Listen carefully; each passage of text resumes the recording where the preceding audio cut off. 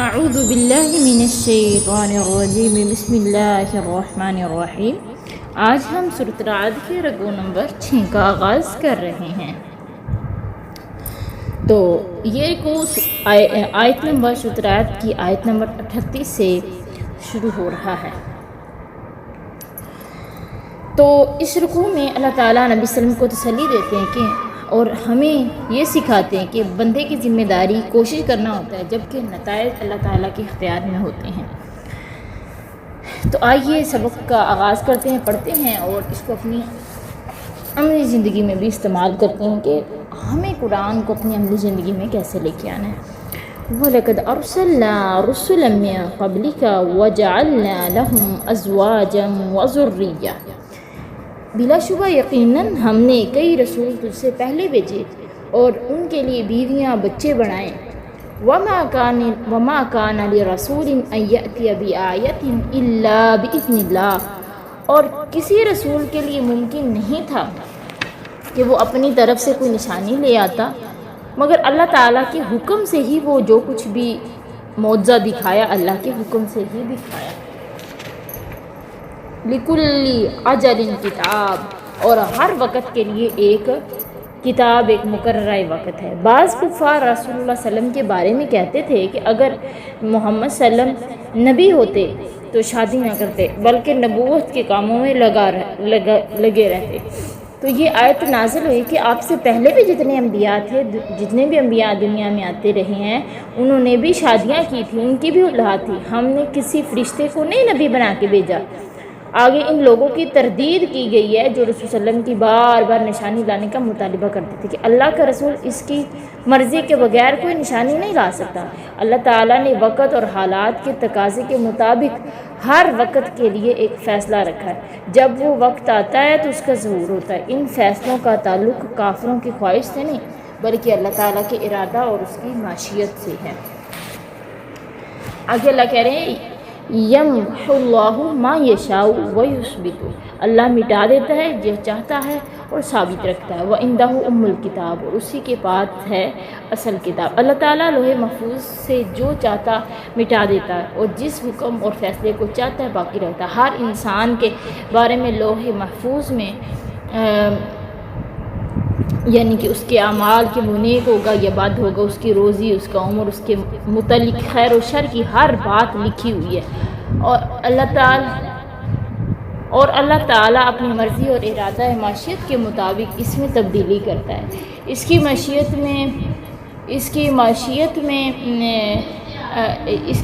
میں کسی کا دخل نہیں ہوتا۔ حضرت سلمان فارسی کہتے ہیں کہ رسول اللہ صلی اللہ علیہ وسلم نے فرمایا تقدیر کو محض دعا ہی ٹالتی ہے اور صرف نیکی ہی عمر میں اضافے کا باعث ہوتی ہے۔ حضرت ابو ہریرہ کہتے ہیں کہ میں نے رسول اللہ صلی اللہ علیہ وسلم سے سنا، آپ نے فرمایا جسے پسند ہے کہ اس کی روزی میں فراخی ہو جائے اور اس کی عمر دراز ہو جائے تو وہ صلہ رحمی کرے۔ وَإِمَّا نُرِيَنَّكَ بَعْضَ الَّذِي نَعِدُهُمْ، اور اگر ہم واقعی تجھے اس کا حصہ دکھا دیں کہ جو ہم نے وعدہ کیا ہے ان سے، او نتوفینک فإنما علیک البلاغ، یا واقعی تجھے اٹھا لیں تو تیرے ذمے صرف پہنچا دینا ہے۔ وعلینا الحساب، اور باقی حساب ہمارے ذمے ہے۔ نبی صلی اللہ علیہ وسلم کو تسلی دی جا رہی ہے کہ آپ نے اپنی ذمہ داری پوری کر دی ہے۔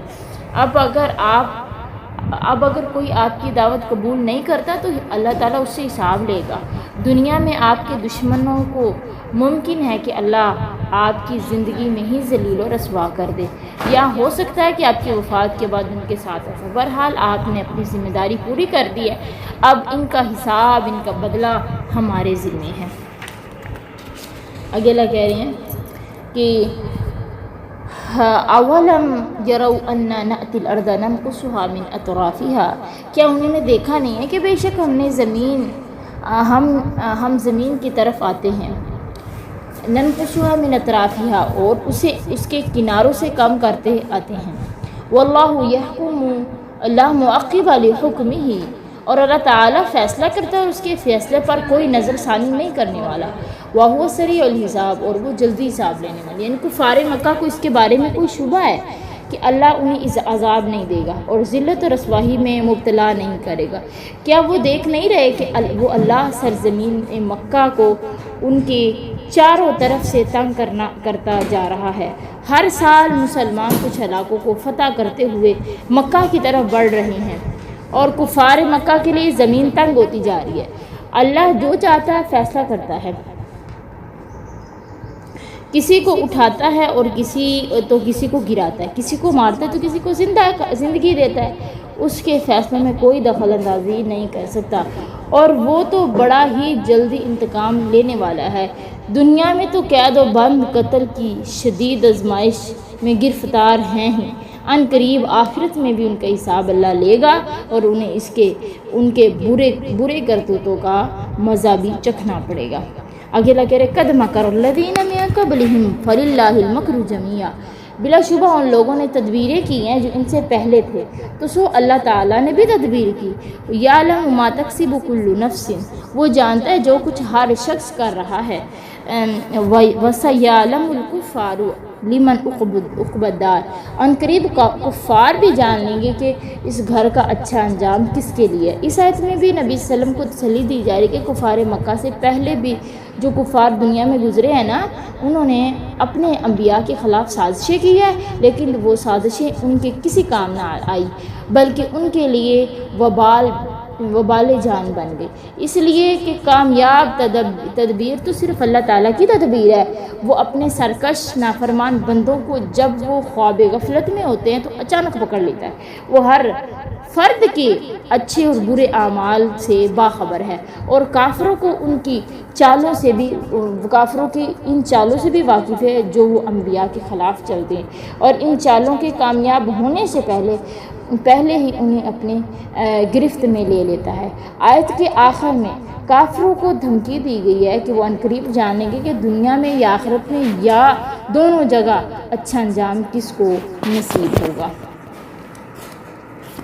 حضرت عبداللہ بن عباس کہتے ہیں کہ نبی صلی اللہ علیہ وسلم یہ دعا کیا کرتے تھے کہ رب اعنی ولا تعن علی، کہ وانصرنی ولا تنصر علی، وامکر لی ولا تمکر علی، واہدنی ویسر ہدای الی، وانصرنی علی من بغی علی، اللہم اجعلنی لک شاکرا لک ذاکرا لک راہبا لک مطواعا الیک مخبتا او منیبا، ربی تقبل توبتی واغسل حوبتی واجب دعوتی وثبت حجبی واہدی قلبی وسدد لسانی واسلل سخیمت قلبی۔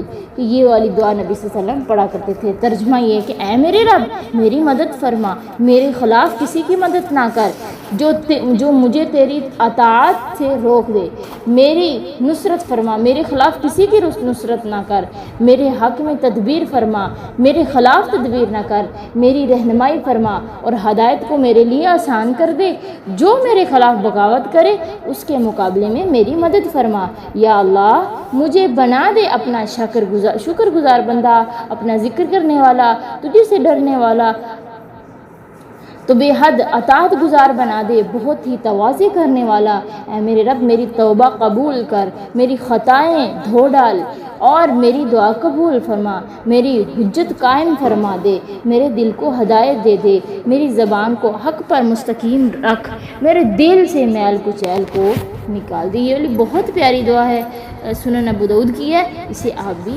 یاد کرنا۔ آگے اللہ کہہ رہے ہیں وَيَقُولُ الَّذِينَ كَفَرُوا لَسْتَ مُرْسَلًا، اور انہوں نے کہا جنہوں نے کفر کیا کہ وہ کہتے ہیں کہ آپ نہیں ہیں پیغمبر، قُلْ كَفَىٰ بِاللَّهِ بَيْنِي وَبَيْنَكُمْ شَهِيدًا، کہہ دو کہ اللہ کافی ہے میرے اور تمہارے درمیان گواہ، ومن عندہ علم الکتاب، اور وہ شخص بھی کہ جس کے پاس کتاب کا علم ہے۔ مشرکین مکہ کہا کرتے تھے کہ اے محمد تم اللہ کے رسول نہیں ہو۔ اس پر اللہ تعالیٰ نے آپ سے انہیں یہ جواب دینے کو کہا کہ تمہارے جھٹلانے سے کیا بنتا ہے، جبکہ اللہ تعالیٰ میری نبوت پر شاہد ہے اور تمہیں میری صداقت کے کئی نشان دکھا چکا ہے اور دکھا رہا ہے۔ اہل کتاب نے بھی میں بھی منصف مزاج لوگ میری رسالت کی گواہی دیتے ہیں، کیونکہ ان کی کتابوں میں میرے متعلق کئی بشارتیں موجود ہیں۔ پھر ان میں سے بعض اسلام بھی لا چکے ہیں، جیسے کہ عبداللہ بن سلام اور سلیمان فارسی، تمیم داری۔ انہوں نے اسلام لانے کے بعد اس کی شہادت دی۔ تورات انجیل میں نبی صلی اللہ علیہ وسلم کے خاتم النبیین ہونے کی صراحت موجود ہے۔ حضرت عائشہ بیان کرتے جب نبی صلی اللہ علیہ وسلم پر پہلی وحی کا حال بیان کیا تو سیدہ خدیجہ رضی اللہ تعالی عنہ آپ صلی اللہ علیہ وسلم کو اپنے چچا زاد بیٹے ورقہ بن نوفل بن اسد کے پاس لے آئی۔ وہ زمانہ جاہلیت میں نصرانی ہو گئے تھے اور عبرانی زبان کے کاتب تھے، اور چنانچہ حسب منشاء الہی وہ انجیل کو عبرانی زبان میں لکھا کرتے تھے۔ تو جب آپ صلی اللہ علیہ وسلم نے اپنا حال بیان کیا تو اس نے کہا یہ تو وہی ناموس فرشتہ ہے جسے اللہ تعالیٰ موسیٰ پر وحی دے کر بھیجا تھا۔ کاش میں آپ کے اس عہد نبوت کے شروع ہونے پر جوان عمر ہوتا، کاش میں اس وقت تک زندہ ہوتا جب آپ کی قوم آپ کو آپ کے وطن سے، آپ کے شہر سے نکال دے گی۔ مطلب یہ کہ ورقہ بن نوفل نے بھی اس چیز کی گواہی دی تھی کہ آپ صلی اللہ علیہ وسلم اللہ کے سچے برگزیدہ پیغمبر ہیں۔ تو پیاری عزیزات کہ یہ ہمارا سبق جو آج ہم نے پڑھا، اس میں اللہ تعالیٰ اپنے نبی کو کتنی تسلیاں دے رہے ہیں، اس رکوع میں اللہ تعالیٰ نے نبی صلی اللہ علیہ وسلم کو تسلی دیتے ہوئے کہا کہ آپ سے پہلے بھی بہت سے پیغمبر آئے، ان کی شادیاں بھی ہوئی، ان کے بچے بھی تھے، انہیں بھی لوگوں کی مخالفت کا سامنا کرنا پڑا۔ گویا اللہ تعالیٰ فرما رہے ہیں کہ مشکلات، آزمائشیں اور لوگوں کا انکار دعوت حق کے راستے کا حصہ ہیں۔ آج ہم بھی زندگی میں یہی غلطی کرتے ہیں کہ ہم کوشش سے زیادہ نتیجے کی فکر کرتے ہیں۔ ہم چاہتے ہیں کہ ہماری بات فوراً مان لی جائے، ہماری محنت کا فوراً پھل مل جائے، ہماری دعائیں فوراً قبول ہو جائیں، لیکن یہ رکوع ہمیں سکھاتا ہے اس سے قبل کہ ہم نتیجہ دیکھیں تو اب جو ہے کہ اس سے پہلے کہ ہمارا سبق کمپلیٹ ہو اور آپ کو بھول جائیں، ویڈیو کو لائک کر دیں اور ویڈیو کو شیئر ضرور کریں۔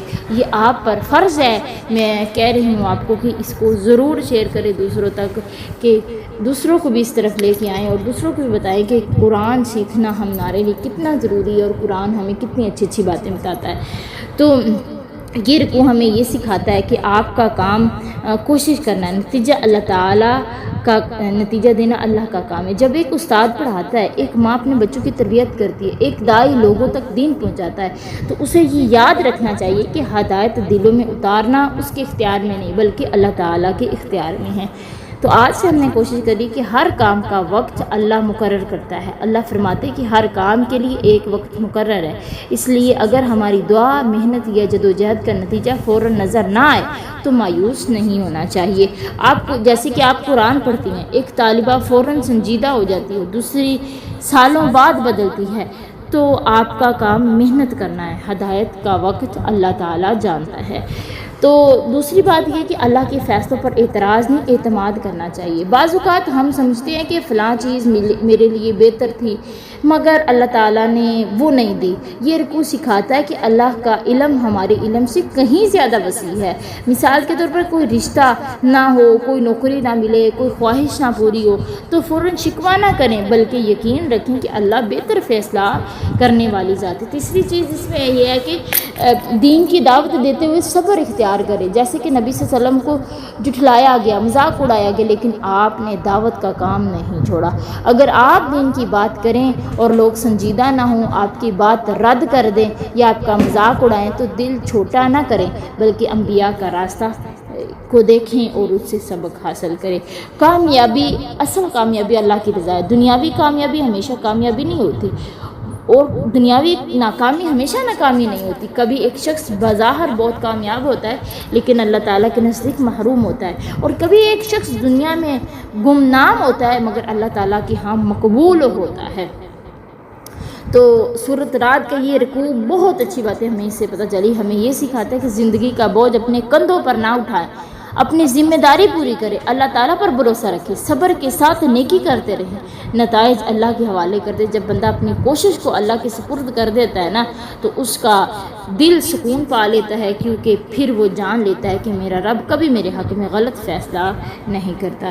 یاد رکھیے گا، میرا کام کوشش کرنا ہے، کامیابی کا وقت اور انداز اللہ تعالیٰ طے کرے گا۔